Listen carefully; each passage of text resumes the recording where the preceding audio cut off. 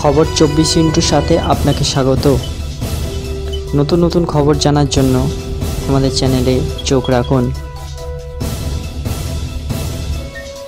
বাংলাদেশিদের নিয়ে বাড়ছে মাথা ব্যথা। শুধু বাংলায় নয়, রাজনীতি দিল্লিতে অনুপ্রবেশকারীদের নিয়ে চিন্তায় পুলিশ। এবার অনুপ্রবেশকারীদের খুঁজতেই অভিযানে নেমেছে পুলিশ। গত 10ই ডিসেম্বর থেকেই চলছে অভিযান।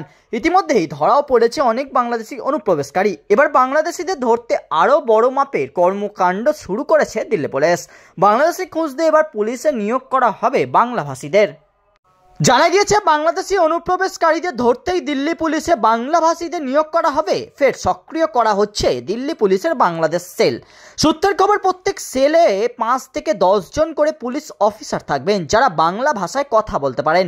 দিল্লির প্রত্যেক পুলিশ জেলাতেই এই বাংলাদেশ সেল গঠনের সিদ্ধান্ত গৃহীত হয়েছে। প্রসঙ্গত, বছর 20 আগে দিল্লি পুলিশের তৎকালীন পুলিশ কমিশনার অজয় রাজ শর্মা বাংলাদেশ সেল গঠন করেছিলেন। দিল্লিতে বাংলাদেশি অনুপ্রবেশকারী চিহ্নিত করাই ছিল সেই সেলের লক্ষ্য, কিন্তু দীর্ঘদিন ধরে সেই সেল নিষ্ক্রিয় অবস্থায় রয়েছে।